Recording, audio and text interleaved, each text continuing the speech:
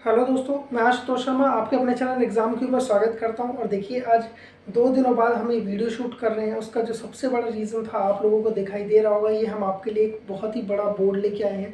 क्योंकि बहुत सारे जो स्टूडेंट हैं, जो हमारे स्टूडेंट्स हैं, उनकी डिमांड थी कि सर आप एक ग्रुप डी की सीरीज़ चलाइए जिसके अंदर जितने भी क्वेश्चंस प्रीवियस ईयर के अंदर मैथमेटिक्स के अंदर आए हुए हैं, आप वो अपने तरीके से सॉल्व कराइए। इससे बच्चों को काफ़ी ज़्यादा हेल्प मिलेगी।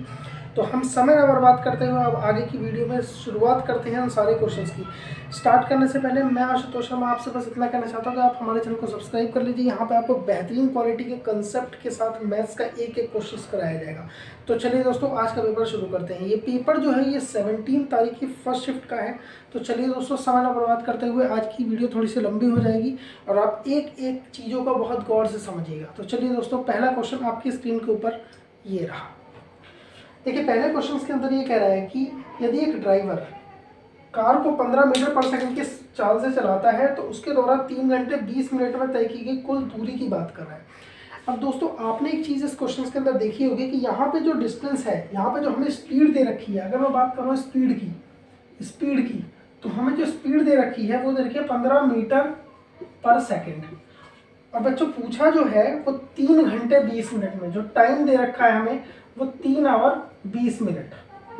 और हमें जो आंसर दिए हुए हैं वो किलोमीटर में दिए हैं। इसका मतलब ये बेटा, हमें इसे किलोमीटर में चेंज करना पड़ेगा। देखो बेटा, बहुत ही कम कंटेंट आपको लिखने की जरूरत है। एक चीज़ आप मेरी ध्यान से समझना, स्क्रीन पे जब आपके सामने ये कंप्यूटर पे क्वेश्चन होगा तो आपको स्क्रीन पे ही बिल्कुल एज इट इज़ करना है। 15 मीटर पर सेकेंड एक कंसेप्ट होता है यहाँ पे कि जब भी आपको 15 मीटर पर सेकेंड है और यहाँ से आपको किलोमीटर पर आवर में निकालना है तो हमें हमेशा मल्टीप्लाई करनी होती है। मीटर से किलोमीटर में जाना है, मतलब बड़े में जाना है तो हमेशा बड़ा पहले आएगा, यानी 18/5 की मल्टीप्लाई कर देंगे। ये आपको माइंड में सोचना है। यहाँ से आपको 5 3 से जाएगा और 18 3 36, यानी 36 किलोमीटर पर आवर की हमारे पास स्पीड आ गई। और यहाँ पे एक और चीज़ है बेटा, हमें जो चाहिए वो 3 घंटे 20 मिनट में चाहिए। एक छोटी सी बात मैं बताना चाहता हूँ, यहाँ पे आपको इसे आवर में चेंज करने की जरूरत नहीं है। थोड़ा सा आप दिमाग लगाओ, डेटा बिल्कुल सेट है। 3 आवर यानी कि 36 तिया कितने होते हैं, 30 तिया 90 और 6 तिया 18, 90 100 108, यानी 108 किलोमीटर तो आ गया। अब वो कह रहा है 20 मिनट। अब सीधी बात है, 20 मिनट जो होता है बेटा, वो 20 मिनट कितना होता है, 20/60, यानी एक घंटे का 1/3 होता है। तो टाइम स्पीड से 1/3 ही तो चलेगा। अगर 36 किलोमीटर पर आवर की स्पीड है तो सॉरी 18 5 ये 54 आएगा बेटा, सॉरी ये 54 आएगा। अब अगर ये 54 किलोमीटर पर आवर की स्पीड है तो यहाँ से 3 घंटे में कितना चलेगा, 5 तिया 15, 150 और 4 तिया 12, यानी 162 किलोमीटर।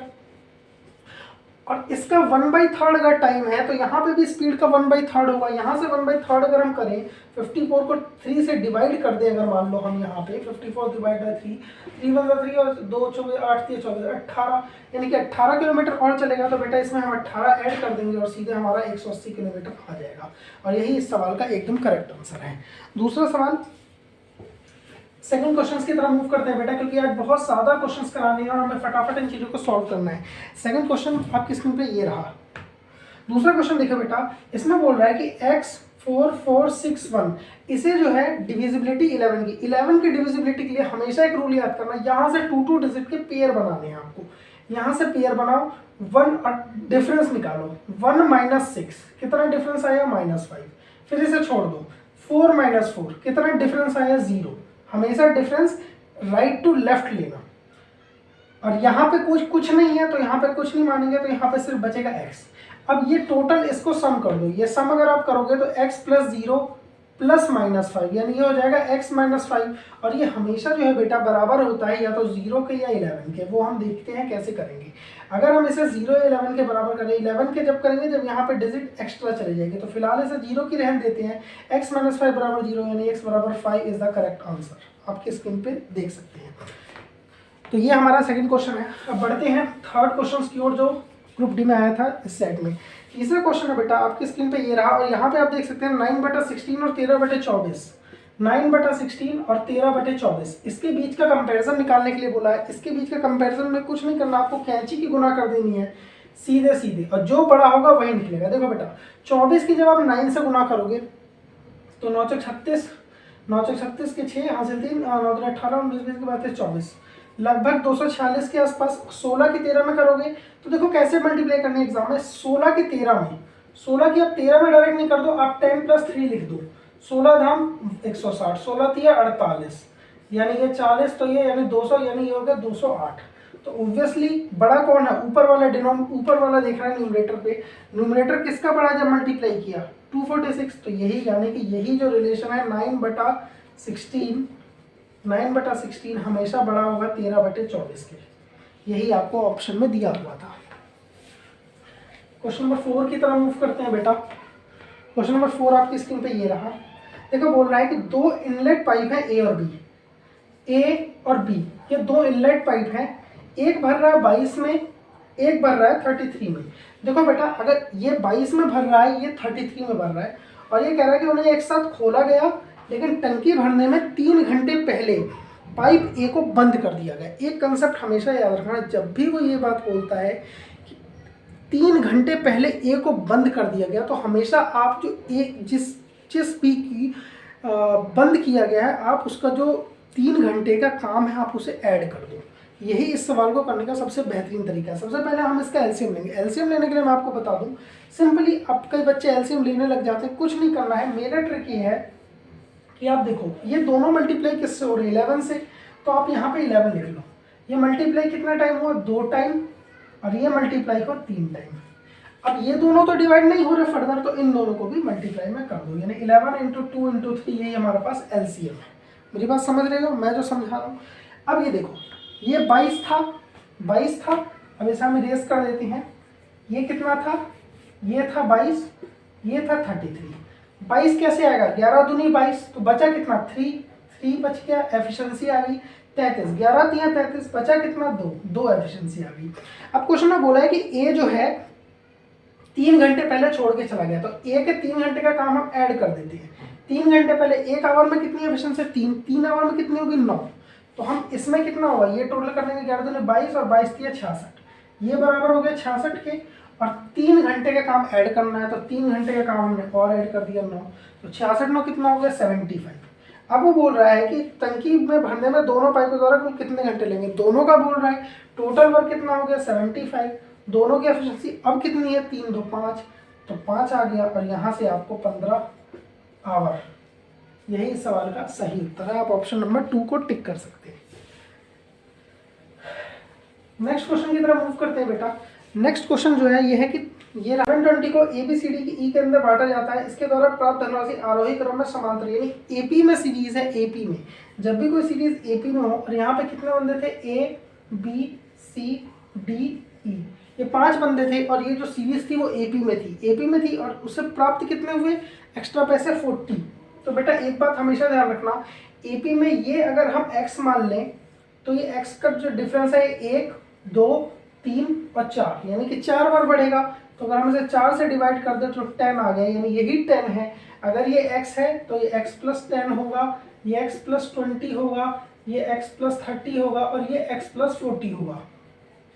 और क्वेश्चन में बोला गया है कि 720 रुपये को बांटना था, यानी कि सीधे सीधे 1 2 3 4 5, ये टोटल 5x हो गया, और 5x + 40 थे 70, 2 90 और 1 10 100, और यही बराबर था हमारे 720 के। तो यहाँ से 5x की जो वैल्यू आएगी वो आएगी 620, और यहाँ से x की वैल्यू आएगी वो आएगी 620/5, और यहाँ से कट करेंगे 5 2 10 2 20 5 24 124, और यहाँ से x की वैल्यू 124 आ गई। पूछा क्या है कि b को कितनी धनराशि प्राप्त हुई, तो ये x + 10 जो है b को मिली, यानी कि 124 + 10 बराबर 134 ही इस सवाल का एकदम करेक्ट आंसर है, ऑप्शन नंबर 1। तो बच्चों ऐसे आपको स्पीड से इस क्वेश्चंस को सॉल्व करने हैं, बहुत ही आसान क्वेश्चन है। नेक्स्ट क्वेश्चन आपके सामने ये रहा, ट्रिग्नोमेट्री का क्वेश्चन है, sin A + sin B बटे में cos A - cos B + cos A + cos B बटे में sin A - sin B। अब जैसे ही क्वेश्चंस मेरे सामने आएगा बेटा, मेरे को ये कोई सेट पैटर्न पे नहीं लगा रहा, तो हमारा सबसे बेस्ट मेथड जो होता है वो होता है वैल्यू पुटिंग।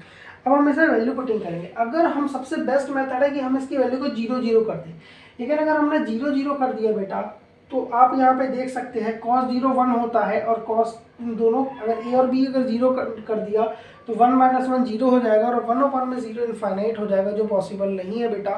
तो हम क्या करते हैं यहाँ पे, अगर हम a को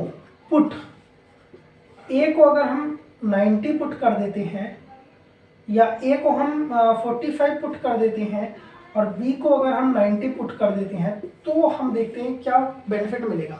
अब देखो बेटा, ऊपर क्या आ जाएगा, sin 45 प्लस, या मैं डायरेक्ट वैल्यू लिख रहा हूँ, sin 45 की वैल्यू 1/√2 प्लस, अब b कितना था 90, cos 0 1 होता है तो sin 90 भी 1 होता है, यानी ये यहाँ पे 1 आ जाएगा। दूसरी बात cos a की वैल्यू 45 थी तो अगेन 1/√2, और cos b हमारा 90 हो गया, तो cos 0 1 होता है तो ये 0 हो जाएगा, तो ये तो 0 हो ही जाएगा, इसकी ज़रूरत ही नहीं है। ये हमारी पहली इक्वेशन आएगी। दूसरे में बात करें, अगर हम यहाँ पे a की जगह 45 पुट करें तो ये आ जाएगा 1/√2, cos b हमेशा 90 होता है, 90 क्या हो जाएगा 0 हो जाएगा, डिवाइड बाय sin a की वैल्यू 45 तो 1/√2 माइनस sin b अगर हम 90 पुट कर देंगे यहाँ पे तो ये हो जाएगा 1। ठीक है, अब हम इसे सॉल्व कर लेगा, यहाँ पे ये क्या आएगा √2, तो ऊपर अगर हम इसे सॉल्व करें यहाँ से तो ये आ जाएगा √2, और यहाँ से हो जाएगा √2 कॉमन आ जाएगा यहाँ से, तो 1 प्लस √2 आएगा, और डिवाइड बाय 1/√2, ये √2 से √2 कट जाएगा, तो इधर आया 1 प्लस √2, यहाँ आया 1 प्लस √2, और यहाँ पे अगर हम सॉल्व करेंगे इसे तो √2 कॉमन ले लेंगे तो 1 माइनस √2, और यहाँ से √2 से √2 कट जाएगा, और ये आ जाएगा, इसे सॉल्व करके ये आ जाएगा 1/1 माइनस √2। अब हमारे पास ये आ गया, ये क्योंकि प्लस में है, यहाँ से ये प्लस में है, आप ये देख सकते हैं, इसमें ऊपर लिख देता हूँ, यहाँ पे लिख देता हूँ। अब हमारे पास ये आया 1 प्लस √2 प्लस 1/1 माइनस √2। यहाँ से आप कैंची की गुणा कर लेना ऐसे करके, तो ये सीधा ये a plus B minus B A square minus B square का फॉर्मूला बन जाएगा, और यहाँ से 1 माइनस 2 और प्लस 1 ये आएगा, और यहाँ से 1 और 1 2 और माइनस 2, तो प्लस का 2 माइनस का 2 बराबर 0 हो जाएगा, और 0 ही इस सवाल का एकदम करेक्ट आंसर है। ये this is one of the best method है। इस तरीके से अगर आप करेंगे आपको अच्छे से सॉल्व हो जाएगा, वरना आप इसमें आइडेंटिटी लगा के भी सॉल्व कर सकते हैं, जो कि थोड़ा सा टफ पड़ेगा। नेक्स्ट क्वेश्चन की तरफ मूव करते हैं। ये देखो, ये आपके इसमें नेक्स्ट क्वेश्चन है, बहुत ही बेहतरीन कॉन्सेप्ट पे क्वेश्चन है, सीआई का है, और इस क्वेश्चन को लगाने के लिए आपको बहुत ही ज़्यादा मशक्कत करनी पड़ेगी। मैं आपको बताता हूँ इसे आप कैसे अच्छे तरीके से कर सकते हैं। ये क्वेश्चन है, 1,60,000 की एक धनराशि थी, 2 वर्ष के लिए उस पर ब्याज हुआ, वो भी सीआई पे 10% की थी। एक बात बताओ बेटा, उस पर हाफ ईयरली लगाना है, रेट था वो 10% था, राइट। अब ये ईयरली था, अब हमें क्या लगाना है, हाफ ईयरली। हाफ ईयरली जब भी आप रेट लगाएंगे तो ये इसका क्या हो जाएगा 5%। लेकिन बेटा यहाँ पे आपका सक्सेसिव कॉन्सेप्ट लगेगा कि सीआई के अंदर जो भी कॉन्सेप्ट लगता है वो सक्सेसिव लगता है। तो यहाँ पे आपको क्या करना पड़ेगा, 2 ईयर्स के लिए निकालना है ना, तो अब ये तो हाफ का है, तो यानी कि आपको एक्चुअल में निकालना पड़ेगा 5% प्लस 5% प्लस 5% या प्लस 5%। अब देखो बेटा, आपको ये सक्सेसफुली कैलकुलेट करना पड़ेगा। यहाँ पे अगर आप रेशियो मेथड लगाते हो तो वो भी बेकार हो जाएगा। रीज़न इज़ दैट कि रेशियो मेथड से बहुत ज़्यादा कॉम्प्लिकेट पड़ जाएगा। 5% है, रेशियो मेथड लगाओगे 20 से 21 जाएगा, लेकिन वो आपको 4 टाइम्स करना पड़ेगा। अगर 3 टाइम्स होता तो फिर भी ठीक था, लेकिन 4 टाइम्स के लिए ये सुटेबल नहीं है रेशियो मेथड। तो अब इसमें क्या कर सकते हैं हम, यहाँ पे आप देखो 5 और 5, अगर इन दोनों का हम सक्सेसिव निकालें तो सिंपली आप निकाल सकते हो 10.25% प्लस 10.25%। अब अगर मैं ऑप्शंस की तरफ देखूं तो ये लगभग 22-23% के आसपास आएगा, लेकिन ऑप्शंस काफ़ी क्लोज हैं, तो अब हमें यहाँ पे निकालना पड़ेगा। समझ रहे हैं, कोई दिक्कत नहीं, निकाल लेते हैं। देखो मेरी बात ध्यान से सुनना, 1,60,000 ये हमारा अमाउंट था, ठीक है। पहला अगर हम 10.25% निकालें तो 10% अगर हम सिंपली निकालें इसका तो कितना आएगा, मैं इस साइड लिख देता हूँ जो हमारे इंटरेस्ट आ रहा है।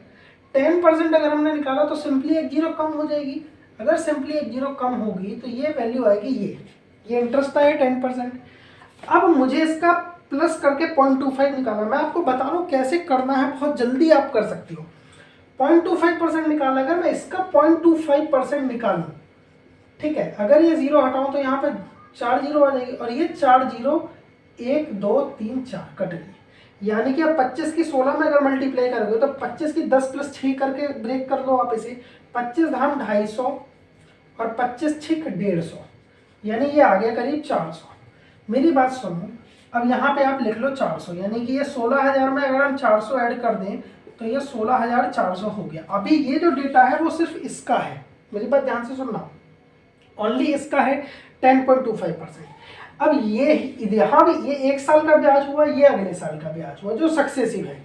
लेकिन बेटा सीआई है तो हमने ये तो इंडिविजुअली ईयर का सक्सेसिव निकाला, अभी हमें इन दोनों का भी सक्सेसिव निकालना पड़ेगा।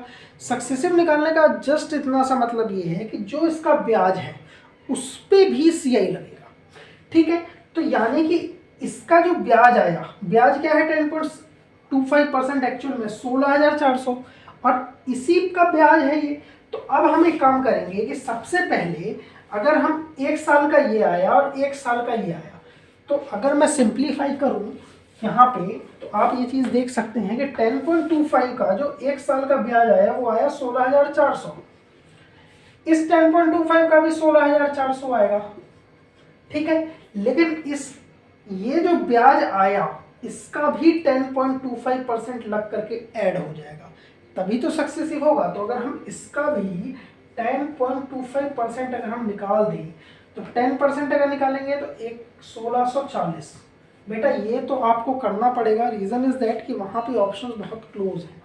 अगर मैं 10% निकालूँ तो 1640, और इसका अगर मैं अभी 0.25 और ऐड करना है, लेकिन हम ऑप्शन में देख लेते हैं कि मे बी कुछ क्लोज हो। नहीं, यहाँ पे एक ऑप्शन है कि 34,481 और 34,480, यानी एक का डिफरेंस हो तो हमें एक्चुअल वैल्यू निकालनी पड़ेगी। अब ये 1640 तो निकला, लेकिन अब 0.25 भी निकालना, तो इसका 0.25 कैसे निकालेंगे? 16,400 का अगर मुझे 0.25% निकालना हो इस जीरो से इस जीरो, अब मेरी बात ध्यान से सुनना बेटा, 0.25 की मल्टीप्लाई इसमें करनी है। अगर हम एक बात करें कि इसे हटा दें तो नीचे 100 फिर से आ जाएगा। 25 की मल्टीप्लाई करते हैं इसमें, फिलहाल 25 चौक 100, 100 की जीरो हासिल 10 कैरी 10, 25 छिक 150, 150 और 10 160, 160 की जीरो हासिल 16, और 25 से कम 25 10 और हासिल 16, 25 10 35, 35 और 6 41, 41/100, और यहीं से आप 100 से 2 जीरो कर देंगे यानी 41 आ जाएगा। अब आप चीज़ समझ रहे हैं बेटा, अगर इसमें हम 41 और ऐड कर दे तो ये आ जाएगा 1681, यानी कि ये वो ब्याज है जो इस ब्याज का भी मिलेगा। अब हमारा आंसर आ चुका है बेटा। अगर हम सिंपली इसको कैलकुलेट करें तो 16,400 पहले ईयर का ब्याज, फिर से दूसरे ये है फर्स्ट ईयर का, सेकेंड ईयर का भी ब्याज 16,400, और ब्याज का जो इंटरेस्ट अभी लगाया इंटरेस्ट पे इंटरेस्ट वो 1681। अगर आप इसे सम करेंगे तो 16 दूनी 32,800, ये आएगा 32,800 प्लस 1681। इसे आप करेंगे 1 8 8 9 10 11 12 13 14 की 4 हासिल 1 2 3 1 4 और 3 34,481, जो कि आपका फर्स्ट आंसर है। मैं हमेशा ये बात कहता हूँ, ये बहुत ही बेहतरीन कंसेप्ट का क्वेश्चन था और इसे आप इसी तरीके से जल्दी कर सकते हैं। तभी तो मैं आपसे बोलता हूँ बेटा कि आपको कॉन्सेप्ट बहुत अच्छे से पता होना चाहिए, वरना आप एग्जाम में फंस जाओगे। और एक आध क्वेश्चंस तो देखो आएंगे, ये ऐसे क्वेश्चंस हैं जो आपकी रैंक डिसाइड करते हैं हर एग्जाम में, क्योंकि बच्चे इसे क्वेश्चन को छोड़ देते हैं।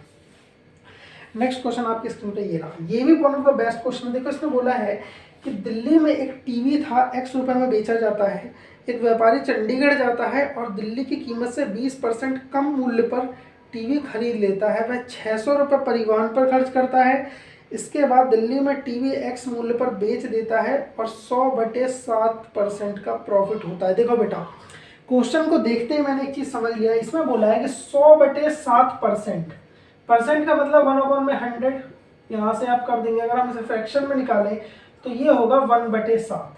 अब यहाँ पे जो 7 है वो सीपी है और 1 का प्रॉफिट, मतलब कि 8 जो है वो उसका एसपी होगा, और ये जो एसपी है वही ये पूछ रहा है कि कि वो जो SP है वो 20% कम मूल्य पर खरीद कर X में बेचा जाता है, तो X की वैल्यू पूछ रहा है। यानी ये, हाँ, यानी 20% कम होगा तो टोटल जो प्रॉफिट होगा उस पर, यानी ये 8 का ही, यानी मेरे को एक बात समझ में आई यहाँ से कि ये 8 जो SP है ना बेटा, यही ऑप्शन में पूछा हुआ है, तभी तो उसका प्रॉफिट परसेंट निकाल रखा है। यानी इसका मतलब है कि आंसर जो है हमारा 8 का मल्टीपल होगा। लेकिन ऑप्शन में अगर मैं देखूं तो 8 के सारे ही मल्टीपल हैं। अब इस क्वेश्चन में क्या होगा कि हमें जो है वैल्यू को पुट करके ही सबसे बेस्ट तरीका है। अब वैल्यू सेलेक्ट कैसे करें आंसर के अंदर, वो हमें देखना है। तो देखो बेटा, सबसे सेलेक्ट वैल्यू जो करें वो 8000 ही सबसे बढ़िया वैल्यू लग रही है, जिसे हम बहुत ही ईजिली तरीके से कर सकते हैं, क्योंकि यहाँ पे 0 भी बहुत सारे हैं और डेटा हमारा बहुत ही ईजी है। अब आप ये बस कहना कि आपको आंसर पता है इसलिए आप कर रहे हो, लेकिन मैं आप मेरी बात समझ रहे होगे जो चीज़ मैं कहना चाहता हूँ। तो अगर हम इसे 8000 को ही मान लें, मान लो कि एक टीवी था वो X रुपये बेचा गया था और उस X की वैल्यू ही 8000 है, मान लो, ठीक है। अब 8000 थी, एक व्यापारी चंडीगढ़ आता है और दिल्ली की कीमत से 20% कम मूल्य पर टीवी खरीदता है। अगर 20% इसका निकालें, 10% के लिए सिंपली एक पॉइंट आता है, यानी 0 हट जाएगा, यानी 800, और 20% कम यानी 8 दूनी 1600, यानी कि 1600 कम में इसे खरीदा, माइनस 1600, यानी ये प्राइस था लेकिन इससे 1600 रुपये कम में खरीदा, लेकिन 600 रुपये तो उसने क्या किया, उसके जो बस में गया उस पर खर्च कर दे। यानी कि अब उसे जो नेट बेनिफिट हो रहा है उस पे वो 1000 रुपये का ही हो रहा है ओनली, यानी 1000 रुपये ही बच रहे हैं। इसके बाद वो दिल्ली को X ही मूल्य पर बेच देता है, यानी कि इसी पे बेच दिया उसने 8000 पे। अब 8000 पे ही अगर वो इसे बेच देगा तो सिंपली सी बात है, उसे बच कितना रहा है, 1000 रुपये। और 1000 रुपये अगर बच रहा है और उसने खरीदा इसे कितने का था, 7000 का, भाई उसने 1000 रुपये का उसे प्रॉफिट हो रहा है।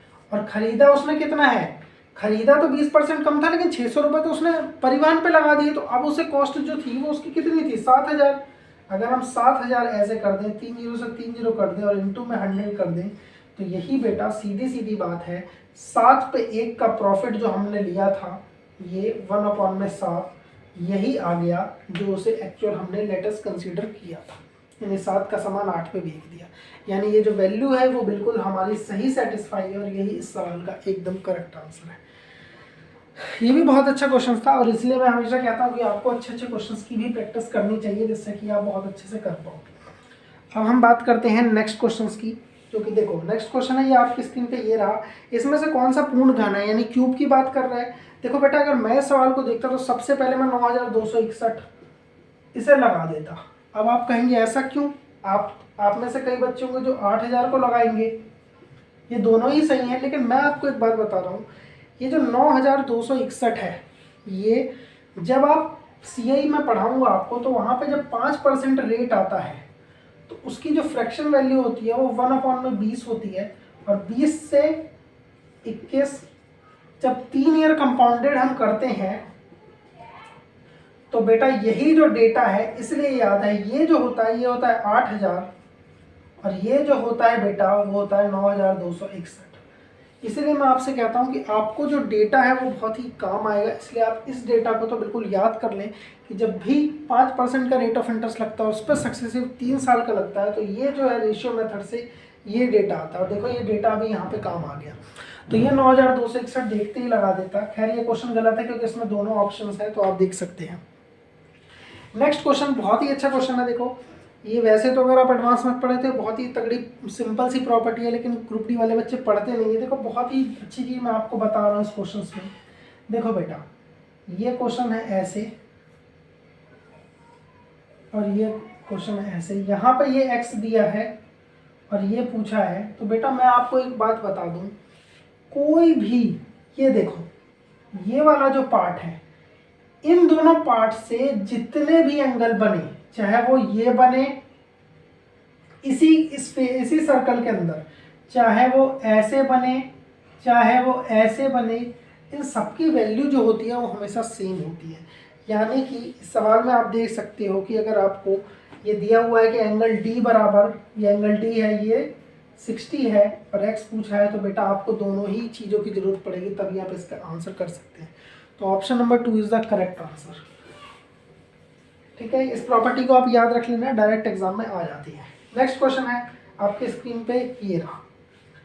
ये देखो कुछ भी नहीं है इसमें, तो आपको पता ही होगा, सिंप्लीफिकेशन है, तो सॉरी ये डिवाइड है 1/3, और यहाँ पे आपको 15 प्लस, ये 15 है plus 12 minus 9 plus 6 minus 5 plus 7, और ये ब्रैकेट बंद। देखो बेटा इसके ऊपर ये बार लगा है, बार लगने का मतलब होता है सबसे पहले आपको ये सॉल्व करना है। अगर हम 5 प्लस 7 करें तो ये क्या हो जाएगा, 5 प्लस 10 2 12, ये 12 हो जाएगा। उसके बाद आपको हमेशा छोटा ब्रैकेट सॉल्व करना है। आप इसे करोगे 9 6 15, 15 में से 12 गया 3, यानी ये हो जाएगा बेटा 3।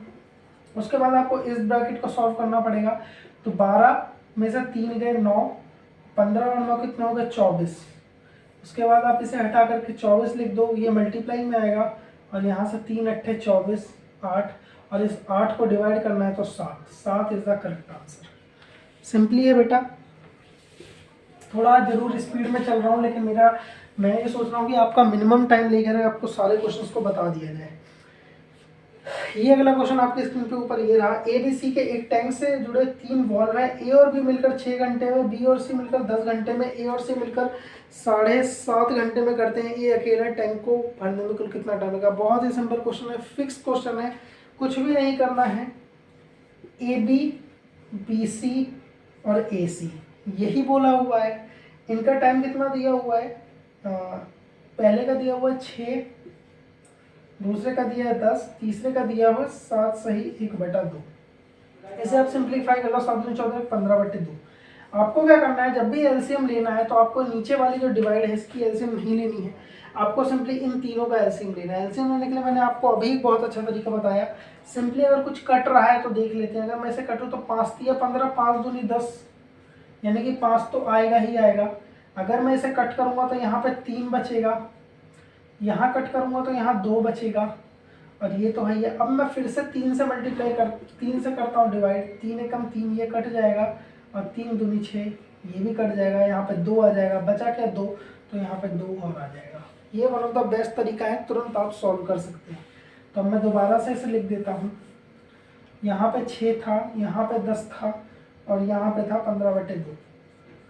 अब आप ध्यान देना बेटा, जैसे ही आपने करा ये 6, तो 3 दूनी 6 हो जाएगा, बचेगा कितना 5। 10 करना है, 5 दूनी 10 हो जाएगा, बचेगा कितना 3। 15 करना है, 5 3 15, बचेगा कितना 2। लेकिन यहाँ पे डिवाइड भी है, तो ये जो 2 है ये मल्टीप्लाई हो जाएगा, ये 2 का 2 से मल्टीप्लाई हुआ तो ये आएगा 4। बस आपको ये चीज़ ध्यान रखनी है बेटा। और ये जो है एफिशिएंसी आ गई, आपको पता है। उसके बाद कह रहा है ए अकेला टैंक को कितने टाइम में भरेगा, तो सीधी सीधी बात है बेटा, ये 5 और 3 8 और 4 12, ये जो 12 एफिशिएंसी आई है बेटा, ये ए बी बी सी ए सी, यानी ये तीनों टर्म 2 बार आ रहे हैं। ए भी 2 बार आ रहा है, बी भी 2 बार आ रहा है, सी भी 2 बार आ रहा है, यानी इस एफिशिएंसी को हमें 2 से डिवाइड करना पड़ेगा। तो ये आ गया 6, और ये जो 6 आई है ना वो ए बी सी की आई है बेटा। और यही इसने पूछा है कि ए अकेला, अब 6 हमारे पास, सॉरी ए बी सी की आ गई। अब जब हमारे पास ए बी सी की जो एफिशिएंसी है, यानी ए प्लस बी प्लस सी की एफिशिएंसी बराबर 6 है, उसने पूछा है कि हमें ए का बताना है। अब हमें इसने बोला है कि ए अकेला टैंक को भरने में कुल कितना समय लेगा।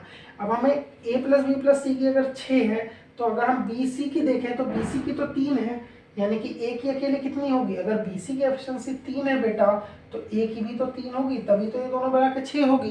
तो यहाँ से ए की एफिशिएंसी 3 आ गई, और अगर 3 आ गई तो बेटा इसमें 3 से डिवाइड कर देंगे, और 3 से 3 कट जाएगा, और यहाँ बचेगा 5 दूनी 10, और 10 ही इस सवाल का एकदम करेक्ट आंसर है। तो बेटा ये one of the best question है, आप देख लीजिए। और इसी तरह से आपको स्पीड से चीज़ें करनी है ताकि आप फटाफट कर पाए। नेक्स्ट क्वेश्चन आपके इसमें ये रहा, HCF ऑफ 2 कोप्राइम नंबर। बेटा बहुत ही सिंपल क्वेश्चन है। कोप्राइम नंबर आपको जब भी बोलना हो तो कोप्राइम नंबर वही होते हैं जिनके बीच का HCF 1 होता है, तो 1 ही इस सवाल का एकदम करेक्ट आंसर है। नेक्स्ट क्वेश्चन आपकी स्क्रीन पे ये रहा। ये देखिए कॉस स्क्वायर प्लस 1 में cos square, cosec square plus 17। देखो मैं लिख देता हूँ, कॉस स्क्वायर 5 प्लस 1 में कोसेक स्क्वायर 5 प्लस 17 बराबर x है, और x स्क्वायर पूछा है बेटा। कुछ नहीं करना, 1 में कोसेक स्क्वायर आपको पता है क्या होता है, साइन स्क्वायर 5 होता है, और अगर ये साइन स्क्वायर 5 है तो इन दोनों की वैल्यू 1 होगी, तो 17 प्लस 1 18 हो जाएगा, और यही x है। पूछा एक्स स्क्वायर है बेटा, तो एक्स की स्क्वायर करोगे तो इसका स्क्वायर हो जाएगा, ये 324 ही इस सवाल का एकदम करेक्ट आंसर हो जाएगा। इसी तरीके से आप देख सकते हैं 15 से 20 मिनट के अंदर ये क्वेश्चन पेपर पूरा सॉल्व हो गया। और यही मैं आपको हमेशा बोलता हूँ कि आपको यही करना है, आपको जितनी जल्दी हो सके मैथ्स के सवाल कर देने, क्योंकि बहुत ही आसान भी आते हैं। अगर आप प्रैक्टिस में रहोगे तो डेफिनेटली आपको इन चीज़ों से बहुत फ़ायदा मिलेगा। तो चलिए दोस्तों, आज की क्लास को यहीं ख़त्म करते हैं। अगर आपको सेशन बहुत अच्छा लगा हो तो प्लीज़ लाइक कर दीजिए। दूसरी नंबर बात यह है कि हमारा जो क्वेश्चन ऑफ द डे की सीरीज चल रही है वो चलती रहेगी, जिसमें आप वन ऑफ द बेहतरीन क्वालिटी के क्वेश्चंस जो है हमको लाते रहेंगे, जिसमें आपको ये चीज़ खुद पता चलेगी जितने भी क्वेश्चंस टीसीएस ने कराए हैं, जैसा हमने प्रॉमिस किया था, वो सारे क्वेश्चंस को आपको एक एक सवाल जो बेहतरीन होगा वो हम अपने शिफ्ट में चलाएंगे। उस सीरीज़ का नाम क्वेश्चन ऑफ द डे है, और वो क्वेश्चंस को भी आप ज़रूर लगाइएगा। और बाकी ग्रुप डी के सारे सेट में कराऊंगा। उसके बाद में नेक्स्ट टारगेट रहेगा एसएससी जीडी की भर्ती के लिए, जो प्रीवियस ईयर में जीडी के हुए थे उसे भी कराए जाएंगे। तो हमारे चैनल को सब्सक्राइब कर लीजिएगा दोस्तों। तो चलिए दोस्तों, मिलते हैं आपसे नेक्स्ट वीडियो में, तब तक के लिए टाटा बाय बाय।